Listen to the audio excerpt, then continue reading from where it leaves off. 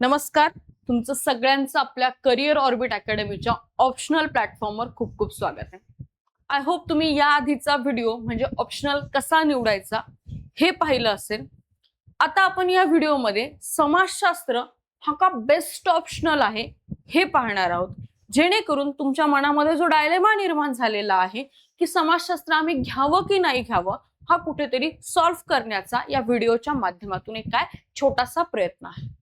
चॅनेलवर नवे असाल तर प्लीज व्हिडिओ शेवटपर्यंत पहा, जेणेकरून तुमच्या ज्या काही डोक्यामध्ये ऑप्शनल कसा सिलेक्ट करायचा, का सिलेक्ट करायचा, समाजशास्त्र हा बेस्ट ऑप्शनल आहे का, याचे सगळे डाऊट्स काय होतील व्हिडिओच्या एंड पर्यंत क्लिअर होतील. मग आता काय करूयात, डिरेक्टली हिट करूयात टॉपिकला. आणि व्हाय समाजशास्त्र, why sociology, why to choose sociology as a optional subject for your 2027 prelims, for your 2027 mains examination of UPSC आणि एमपीएससी. चलो फिर देखते. आता बघा, परत सांगितल्याप्रमाणे जे तुम्हाला मी ऑप्शनल कसा चूज करायचा या व्हिडिओमध्ये सांगितलं होतं. रेड मध्ये इम्पॉर्टंट गोष्टी दिल्या ज्या की आपल्याला स्किप करून चालणार नाहीत. ब्लू मध्ये सब्जेक्टचा म्हणजे सिलेबस काय आहे, टाइम फ्रेमिंग काय याबद्दल आपण माहिती घेतली. आणि ग्रीन मध्ये त्याचा जीएस सोबत किती ओव्हरलॅप आहे आपण त्याची माहिती घेतली. याच 3 सेक्शनच्या अंडर सोशोलॉजी कसा बेस्ट सुटेड आहे हे आता आपण काय करूयात पाहूयात. आता बघा, सोशोलॉजीचा एक बिगेस्ट ऍडव्हान्टेज म्हणजे हा काय आहे, खूप टाइम सेव्हर असा आहे. म्हणजे खूप छोटूसा सिलेबस आहे. 10 टॉपिक तुमच्या पेपर 1 मध्ये, ए बी सी, आणि याच्यामध्ये 3, 5, 7 सेक्शन तुमच्या पेपर 2 मध्ये. असा हा टॉपिक आहे. व्यवस्थित वेल रेड, वेल स्ट्रक्चर्ड असा सिलेबस आहे. सिलेबसच्या बाहेर आतापर्यंत प्रश्न गेलेला नाहीये. म्हणून काय आहे, छोटा ऑप्शनल आहे, सब्जेक्ट वेल डिटरमाइंड आहे आणि 3 ते 4 महिन्यामध्ये काय होतं, व्यवस्थित कव्हर होतो. याच्या कंपॅरिझन मध्ये जे दुसरे ऑप्शनल आहेत, जसं की जिओग्राफी असेल, हिस्ट्री असेल, PSIR असेल, यांना 6 ते 7 महिने लागतात. त्याच्या कंपॅरिझन मध्ये सोशोलॉजी हा क्विक रॅप होतो, इझी टू अंडरस्टँड आहे आणि काय होतो, समजायला मदत होती. एक कॉन्फिडन्स बिल्डिंग इथून आपण एका व्यवस्थित फॉर्मॅट मध्ये करू शकतो. ओके, रॅपिड फास्ट पास काय होते, तुमची फर्स्ट पास कम्प्लिशन इथे होऊन जातं. 3 ते 4 महिन्यामध्ये कव्हर होतं. हायली कॉम्पॅक्ट असा त्याचा काय आहे, स्ट्रक्चर आहे. आणि सिलेबस हा वेल डिफाईन्ड आहे. सिलेबसच्या बाहेर आतापर्यंत प्रश्न जात नाही. मोर ऑर लेस स्टॅटिक आहे. करंटचं तिथे जास्त काही व्हेरिएशन पाहायला मिळत नाही. हा 2-4-5 करंट मध्ये गोष्टी असल्या की त्या आपण लेक्चर्स मध्ये सुद्धा कव्हर करून घेतो. त्यामध्ये जास्त काही प्रॉब्लेम नाहीये. स्टॅटिक सिलेबस आहे. गोष्टी वेल रेड आहेत, वेल कॉम्पॅक्ट आहेत, वेल मॅनर्ड मध्ये स्ट्रक्चर्ड आहेत. सो ते काय होतं, इझी होतं आपल्याला. नंतर बघा, दुसरं काय आहे, दुसरी एक खूप सुंदर गोष्ट म्हणजे कॉन्सेप्च्युअल सब्जेक्ट आहेत. बघा, ज्या बेसिक कॉन्सेप्ट आहे, हाय कॉन्सेप्च्युअल रिटेन्शन. एकदा का तुम्ही कॉन्सेप्ट वाचली, तुम्हाला माहिती आहे कॉन्सेप्ट एकदा लक्षात आली की माणूस जनरली विसरत नाही. सोशोलॉजी हा सुद्धा कॉन्सेप्च्युअल सब्जेक्ट आहे. आणि बेसिक कॉन्सेप्ट जसं की फॅमिली काय आहे, रिलीजन काय आहे, मॅरेज काय आहे, सोशल स्ट्रॅटिफिकेशन काय, ह्या ज्या वेगवेगळ्या इन्स्टिट्यूशन्स आहेत समाजामधल्या, त्याची कन्सेप्च्युअल क्लॅरिटी एकदा आली आपल्याला की आपण त्याची अॅनालॉजी कुठेही वापरू शकतो. तुम्ही पेपर 1 चा डाटा बिनधास्त पेपर 2 मध्ये वापरू शकता. पेपर 2 च्या कॉन्सेप्ट तुम्ही पेपर 1 मध्ये देखील वापरू शकता. काहीही प्रॉब्लेम नाहीये.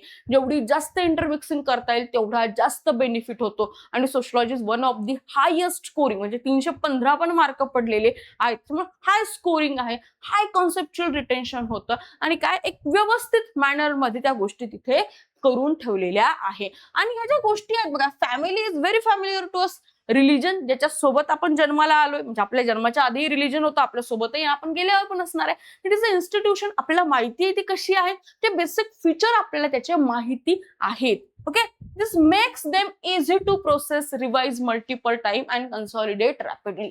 आता फॅमिली जनरली तुम्ही म्हणले आई पप्पा त्यांची मुलं, म्हणजे काय कॉन्सॅग्युअस फॅमिली आहे, काय तुमच्या ब्लडवर आहे. माझ्या फॅमिलीचे वेगवेगळे टाईप प्रकार पडतात. मग आपल्याला तिथे समजायला लागतं, अरे हा ठीक आहे, मी पाहतोय, मला डोळ्याने दिसतंय. म्हणजे डोळ्याने दिसतंय आणि जे पुस्तकात वाचतोय याची सिनर्जी बसली की आपल्याला कन्सेप्च्युअल अंडरस्टँडिंग बिल्डअप करायला खूप मदत होते. आणि सोशोलॉजी त्यामध्ये चांगला परफॉर्म करतो. नंतर बघा, massive synergy with massive synergy multiplier आहे, जीएस सोबत भयानक ओव्हरलॅप आहे त्याचं. म्हणजे पेपर 1 मध्ये इंडियन सोसायटी करायची अजिबात गरज पडत नाही. मी आतापर्यंत इंडियन सोसायटी ऍज केलं नाही. हा 2-4 एक्झाम्पल असतात, ते एक्झाम्पल मी काढून ठेवलेली आहे, तेवढेच ऍड ऑन करत जाते, पुढे करते. म्हणजे मी ऍज सच इंडियन सोसायटीचा अभ्यास केलाच नाहीये, का गरजच पडत नाही. त्याच्यापेक्षा आपण 5-6-7 पट जास्त वाचतो सोशलॉजीमध्ये.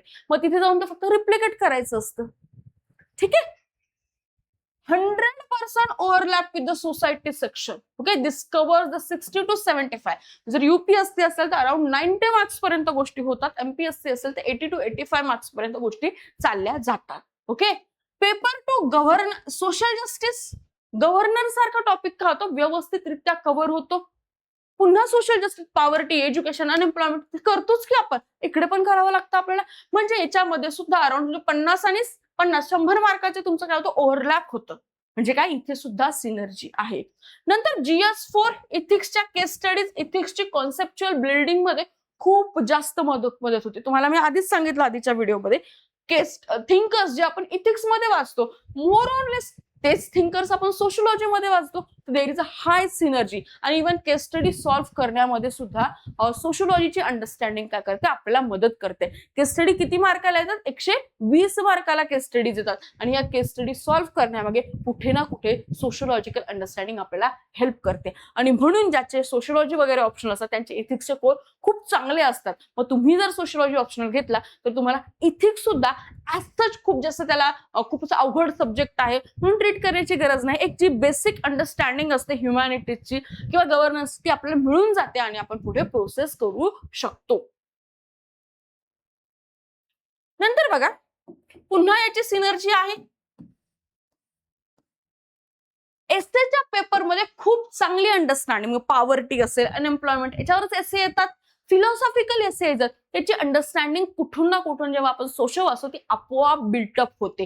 किंवा तुमचे थिमॅटिक एसे असेल, थीमवर एसे, वुमन सारखा वुमनवर एसे आला तर वुमन बद्दल आपण प्रत्येक चॅप्टर मध्ये शिकतो. किंवा वुमन बद्दल खूप सारे थिंकर्स येऊन गेलेले आहेत. सेक्शुअल डिव्हिजन ऑफ लेबर एक पूर्ण चॅप्टर शिकतो आपण. फॅमिली, रिलीजन या टॉपिक मध्ये वुमन शिकतो आपण. तर ह्या ज्या सगळ्या गोष्टी आहेत, सोशल स्ट्रॅटिफिकेशन मध्ये जेंडर स्ट्रॅटिफिकेशन शिकतो आपण. तर या सगळ्या ज्या गोष्टी असतात तिथून आपली इन्फॉर्मेशन काय होते, गोळा होते आणि ती कुठे ना कुठे आपण आपल्या एसेच्या टॉपिक मध्ये काय करू शकतो, टाकू शकतो. काही फिलॉसॉफिकल एसे झाले की थिंकर असेल, कार्ल मार्क्स असेल, वेबर असेल, डर्कहाइम असेल, मर्टन असेल, वेगवेगळे फेमिनिस्ट थिंकर असेल, त्यांना आपण बिनधास्त वापरू शकतो. इंडियन थिंकर असतील जसं की GS घुरे असतील, MN श्रीनिवास असतील, ओके, AR देसाई असतील, इव्हन आपले GH मीड असतील. GH मीड इज नॉट इंडियन थिंकर, पण यांना आपण व्यवस्थितरित्या टाकू शकतो, वापरू शकतो आपल्या एसे मध्ये. कुठेतरी आपण एसे एखाद्या खूप वेल रेड माणसाने लिहिलाय असं तिथे आपण दाखवू शकतो. मग ही जी बिल्डिंग आहे ही सगळी आपल्याला सोशल मधून मिळते. एक फाउंडेशन तयार होतं, खूप स्ट्रॉंग फाउंडेशन तयार करतं. म्हणजे आधीच कन्साइज सिलेबस, त्यातही एवढा मोठा overlap. So it is a win win situation. म्हणजे हे काय आहे, खूप चांगलं डेझर्ट आहे आपल्या पुढे ठेवलेलं, जे की आपल्याला जायचं आणि पिक करायचं. ओके. नंतर काय 2026 साठी आता बघा पेपर 1, हे तर आपण जेव्हा सोशलचा सिलेबस पाहू तेव्हा मी तुम्हाला सांगेलच या सगळ्या गोष्टी. पण सोशलॉजीसाठी एक वॉर्निंग आहे. तुम्ही जर इथे जेनेरिक GS टाईप आन्सर लिहिण्याचा प्रयत्न करत असाल तर ते बॅकफायर करतात. सोशो म्हणल्यावर सोशलचे कीवर्ड्स या सगळ्या गोष्टी त्याच्यामध्ये आल्या पाहिजे. कशा आणायच्या ही जबाबदारी माझी, ऑब्व्हियसली मी तुम्हाला ते सांगेल. माझी जी अंडरस्टँडिंग आहे, माझा जो UPSCचा एक्सपिरियन्स आहे, माझं जे UGC नेट मध्ये जे क्वालिफिकेशन आहे त्याचा आपण इथे चांगला उपयोग करून घेऊ आणि सोशो ऍज एक बेस्ट ऑप्शनल कसा राहील तुमच्यासाठी यासाठी आपण वेगवेगळे काय करूयात, प्रयत्न करूयात. आय होप व्हिडिओ तुम्हाला आवडला असेल तर लाईक करा. तुमचा ऑप्शनलचा गुंता सोडवण्यासाठी या व्हिडिओने मदत केली असेल तसं कमेंट सेक्शन मध्ये सांगा आणि भेटूयात पुन्हा एका नव्या व्हिडिओमध्ये. तोपर्यंत thank you, bye bye, have a nice day.